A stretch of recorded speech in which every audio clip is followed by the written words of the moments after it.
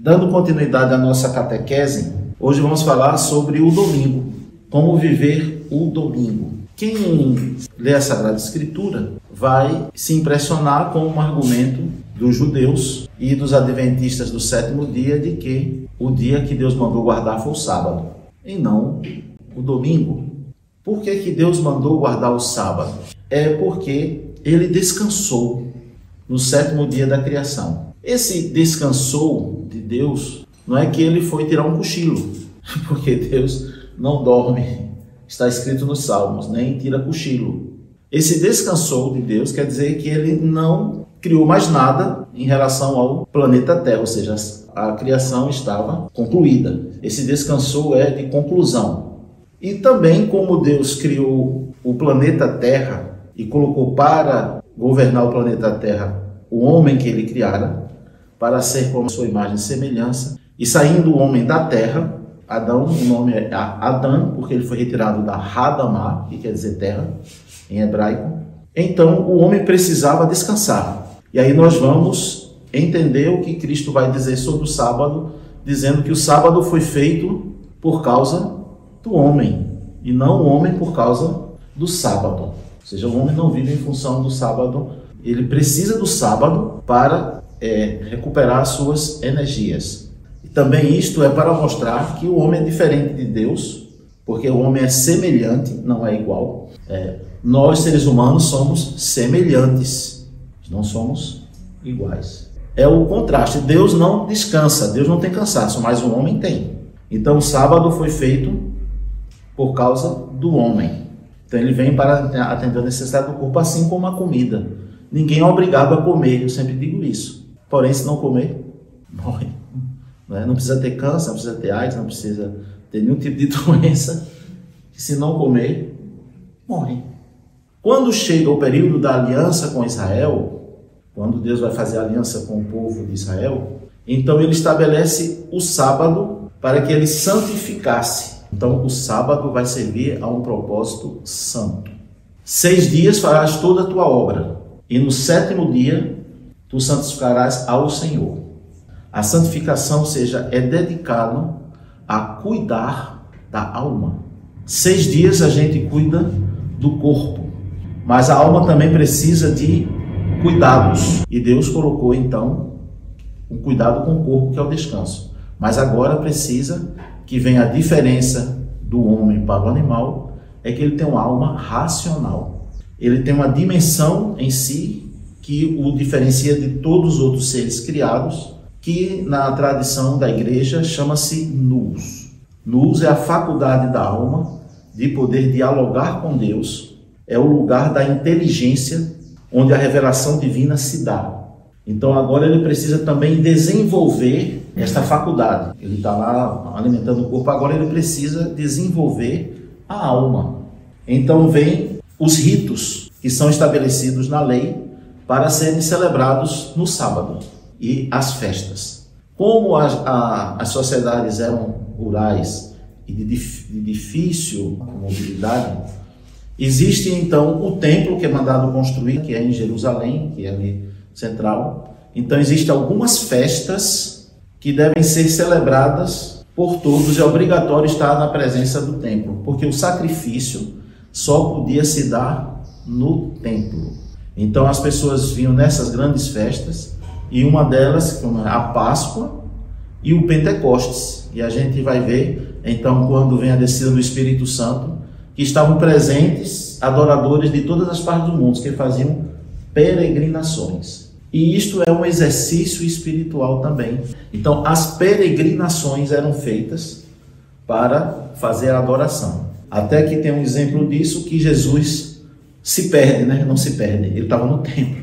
A Virgem Maria e José estão voltando, vocês vejam que narram uma cena de uma romaria, e estão voltando para casa.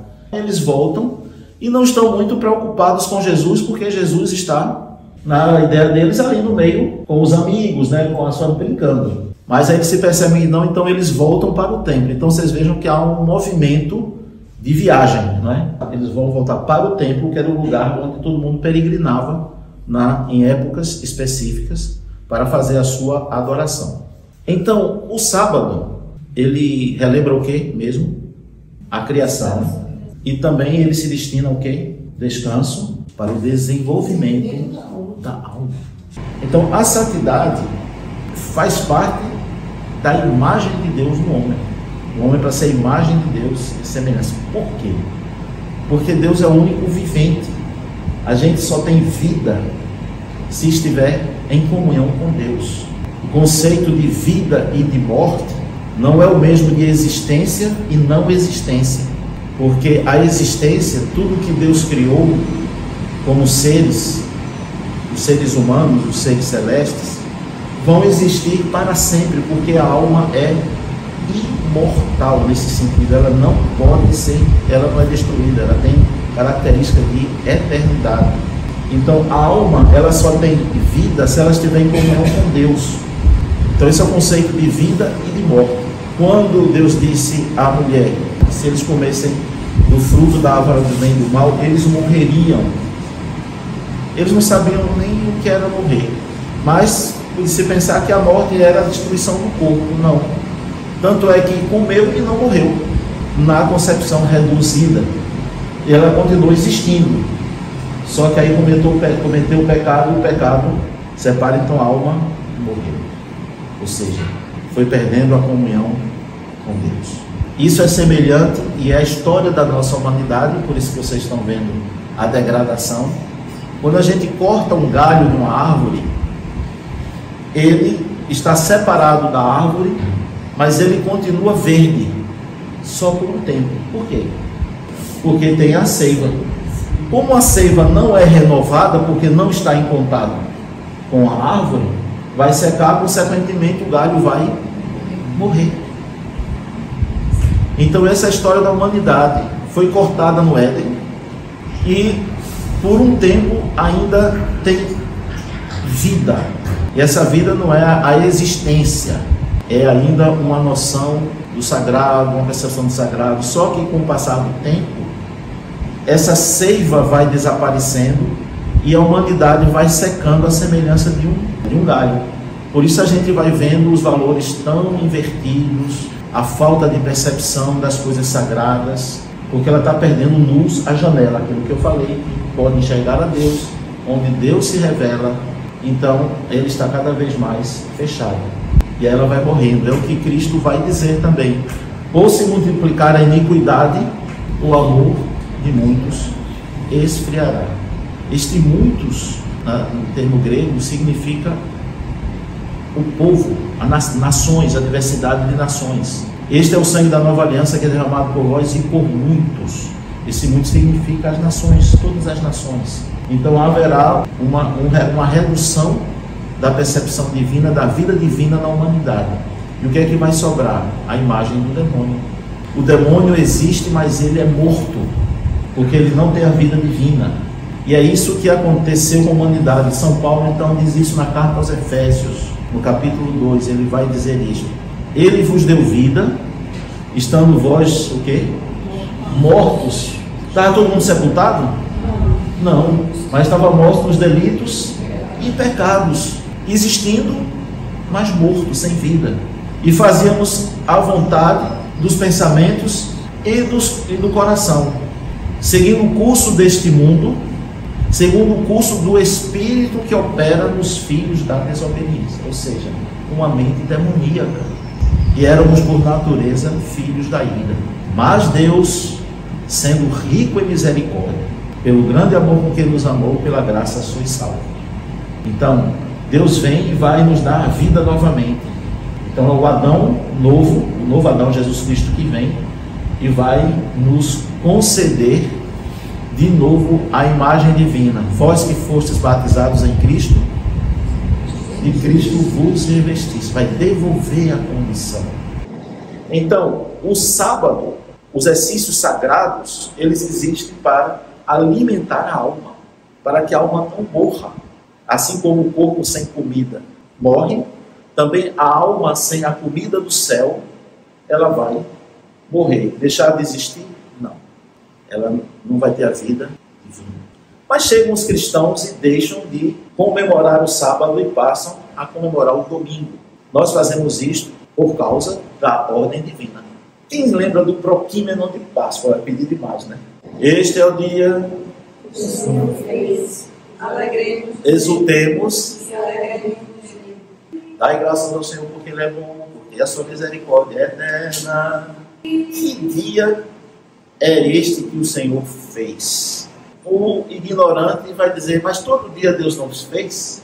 Mas este não é simplesmente um dia, este é o dia. É um dia diferente de todos os dias. No primeiro dia da criação, o que foi que apareceu? Luz. Disse Deus, haja luz. E no quarto dia, o sol. Ué, de onde vem essa luz? Qual era a condição da terra antes da criação? Era sem forma e vazia. Havia trevas. Trevas. Era o lugar do universo sob o domínio de Satanás. Lembra que um terço foi expulso? E Deus então resolveu manifestar a sua graça. Então, haja luz. É o verbo que vai iluminar. Vejam que coisa interessante, vai iluminar a criação. Sem ele, nada do que foi feito se fez. A vida estava nele e a vida era a luz dos homens. Olha aqui. Até que chega o sexto dia, onde Deus cria o homem. O homem é a criação divina pela qual toda a terra existe. Como um pai e uma mãe que preparam o quarto, o berço, para a chegada do filho. Então essa é a história de amor. No sétimo dia, Deus descansou. O que vai acontecer no sétimo dia? O homem morre. Perde a comunhão com Deus. Ele é expulso do paraíso. Isso é um sinal, é um ícone de que a comunhão com Deus estava cortada. E o que é que faria o homem alcançar a imagem e semelhança de Deus? Alimentar-se da árvore da vida. E por isto, Deus colocou querubins guardando o paraíso. Isso é uma linguagem iconográfica, que é para que o homem não tivesse acesso à árvore da vida. Mas a árvore da vida não estaria para sempre inacessível ao homem. E isto viria, esta árvore, essa acessibilidade à árvore da vida, aconteceria quando o filho da mulher, o filho prometido, o Messias, chegasse. A santa tradição chama o ventre de Maria de paraíso espiritual, onde a árvore da vida foi novamente plantada. E aí a liturgia diz que com isso os querubins baixaram a espada, porque agora estava o acesso novamente aberto. Olha como é linda o ensino cristão. Então a Virgem Maria, então, ela abre a nova Eva, que abre as portas para a nova humanidade.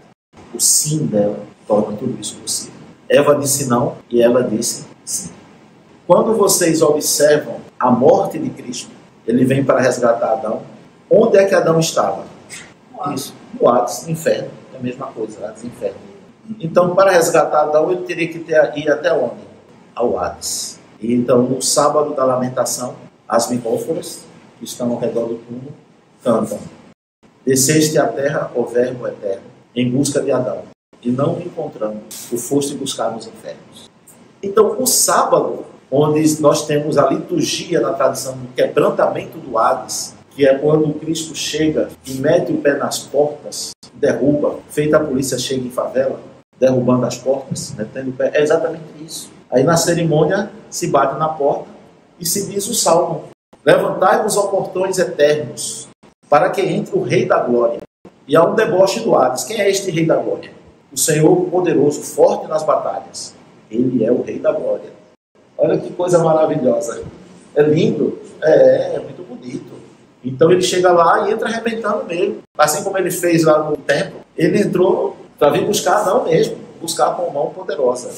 Então ele é o noivo que vem em busca da sua noiva. O Salmo 18, 19 vai dizer isto: os céus proclamam a glória de Deus e o firmamento anuncia a obra das suas mãos. Um dia revela a sabedoria, outro dia, e uma noite a outra noite. Não há linguagem nem fala, e não toca por toda a terra se faz ouvir a sua voz. Aí pôs nele uma tenda para o sol, o qual, como um noivo sai do seu tálamo, e como um herói exultante, percorre de uma extremidade até a outra, e nada pode escapar do seu calor. É o noivo que vai em busca da sua amada, o sol da justiça. Vem do Oriente e vai até o Ocidente, de uma extremidade até a outra, e nada pode escapar do seu calor. Este sol da justiça passa o sábado inteiro no Hades. Ele morre no fim da sexta-feira e ele ressuscita na manhã do domingo. Então ele não passa o domingo inteiro no Hades. Qual é o dia que ele passa o dia inteiro? Sábado. Onde a criação morreu e onde Deus descansou. Ele aparece quando? Este é o dia que o Senhor fez. Adão não foi criado na sexta, no sexto dia, e morreu no sábado. Nasceu na sexta, morreu no sábado, ressuscitou no domingo. Ele ressuscita ao terceiro dia, no domingo. Tem aquele ícone trazendo Adão e Eva. E aí a igreja canta: agora tudo está cheio de luz, o céu e o inferno. Cristo ressuscitou dos mortos. E aí a igreja canta o Salmo 117, que diz: a pedra que os construtores rejeitaram, esta tornou-se a principal. E é maravilhoso que isso foi feito pelo Senhor. Que diz a tradição, quando Cristo, se vocês olharem São Mateus, narra isso, que faz parte da tradição judaica, quando ele celebra a ceia, a Páscoa, quando ele termina, ele canta um hino, que é um salmo, ele salmodia. E o salmo foi esse que ele